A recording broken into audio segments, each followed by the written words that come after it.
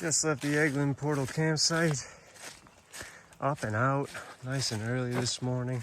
A great night last night there. Great sleep. Very peaceful. I could hear the water in the background, which kind of lulled me to sleep.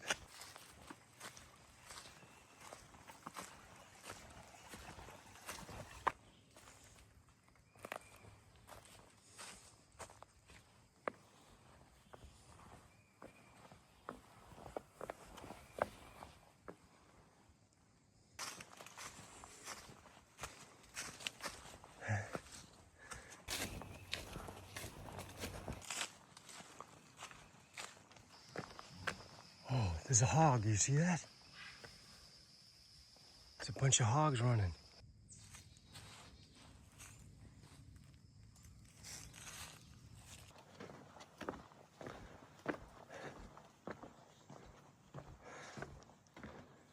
Demon Bridge. Beautiful. I just took a bit of a tumble because like going downhill, you pick up speed. And with so many damn leaves and pine needles on the ground, you can't see any stumps or roots that are there. They're like, they blend in with the leaves. And then I went to take a step, like for example, like this, and then I kind of slipped on the stump and then I just tumbled forward. This would actually be a very pleasant walk if it weren't for the copious amount of spider webs just strung across the path here. Sparkleberry Creek. We're gonna stop here and fill up. This looks good. Passing by Okie Creek. Man, it's just non-stop water sources. Yeah, definitely no need to carry water in this Eglin section. You get water like every 15 minutes. Looks like there's a lot of logging activity, but they mark the trail with these little orange flags. I am starting to hear some bombs go off in the distance. Very hilly section. A lot of elevation gain.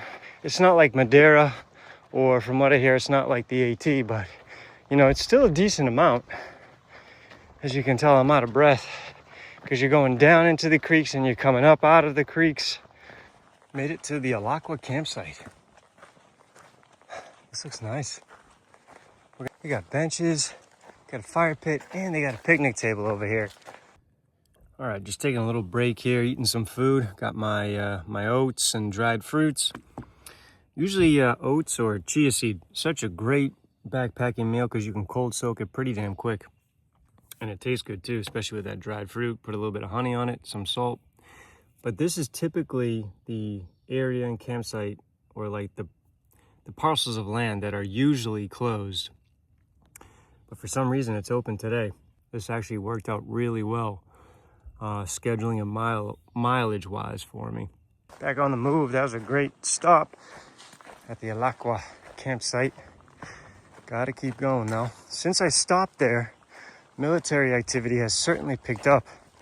There's jets flying overhead. There's bombs dropping off to my left.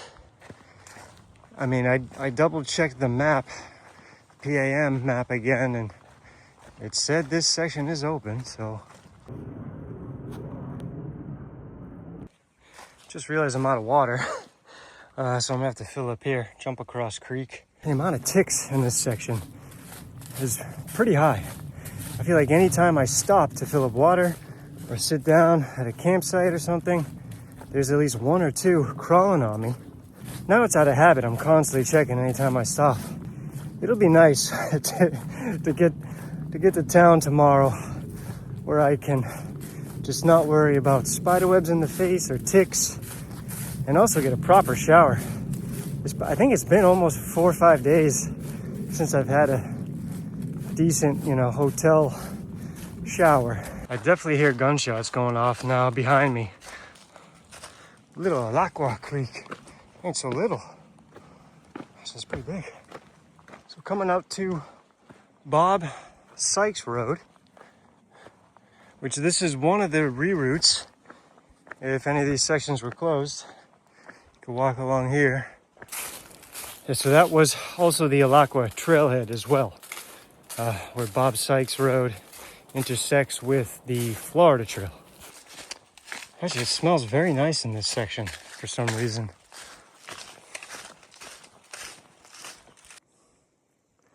That's a nice creek.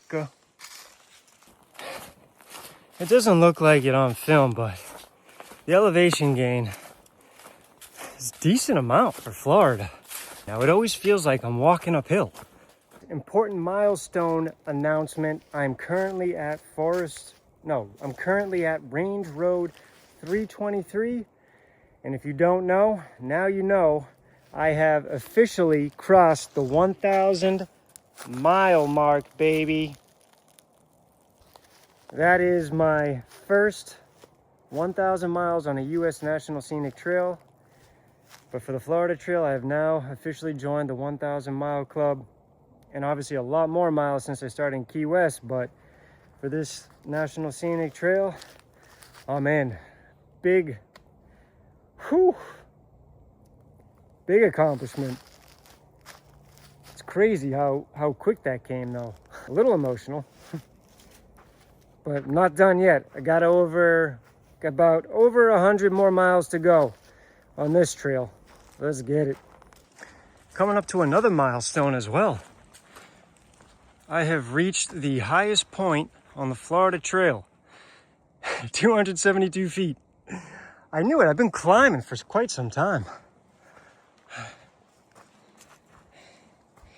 Pretty cool section right here. Passing by the Bull campsite.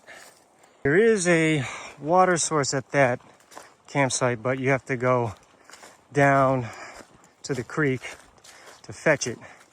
Since I'm gonna be going down to this creek up here, we're just gonna bypass that campsite. Oh yeah, we definitely stopping here for a little bit, resting and drinking some water. This looks pretty. So I think we are now paralleling with I-10 up over there on my right, because I can definitely hear highway traffic noise. I came into this section thinking it was going to be flat and easy. Couldn't be further from the truth. It's actually challenging. This is very deceiving. And it definitely takes a little bit of the wind out of you. I'd say you need a lot more time than you think to cover the miles you want to go. Like, I'm doing 21 mile days, but it's pretty like steep incline, steep descent into these ravines. So it takes a lot out of you.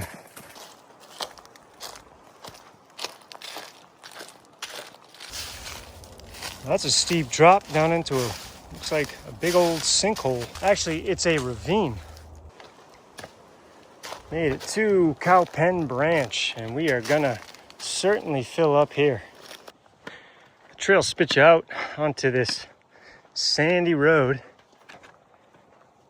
Guess this is correct. I mean, I see the blazes. Maybe it was like a reroute or something at some point. I didn't realize there was a slight reroute there. Made it to Hog Creek West, where we're gonna fill up before ascending into camp, because I heard this was a better spot to collect water, because apparently the creek at camp tonight is so low that you can't put your water bottle in there to fill it up. Just finished up topping off with water there. Now my pack is all nice and heavy for this final ascent. All of a sudden, this trail becomes super choppy as you're going into camp. I mean, it's kind of been like this off and on, but you gotta watch out because you could easily twist an ankle or a knee here. We have made it to Red Deer campsite. It's a little bit slopey. Hopefully we can find a flat spot. All right, guys, this is where I'm set up. This is one of the flat spots that was kind of already brushed out. Okay, I got my stuff drying, unpacked, pants drying. Let's go see if this spring bath has some at least decent enough flow for me to just kind of rinse off. Yes, very low, but I think just enough for me to kind of rinse my feet. I tell you, these springs or creeks have been just absolutely saving me. Like washing myself up at the end of the day, filling up water, like like the quality is pristine. They're so clear and you just feel so fresh after kind of rinsing off in there and drinking the water. It's amazing. It'll definitely hold me over until like a proper shower in town. It's been holding me over these past 3 days. Really thankful for these very clean streams. And it makes it so easy just to kind of clean yourself up at the end of the day. Because I take hygiene pretty seriously out here, because the last thing you need is some type of infection or something because of poor hygiene, which it's tough. It's really hard to maintain, cleanliness while you're out on the trail, because you just get so dirty and sweaty. Here's what I got going on for dinner tonight. This smart bowl with quinoa beans and tuna. These are actually pretty decent. Been looking forward to those. I got my complete cookie, and then might have a little bit more leftover beef jerky. But that's it from me today. I think a little over 21 miles on the day. Constantly going up and down into these ravines and creeks. You're stopping to filter water, which takes time. And then you got to account for taking rests. But overall, good day. Weather's been beautiful, and it was cool to see the jets flying over here at the Eglin Air Force Base. All right, thanks for watching. Catch you guys tomorrow morning.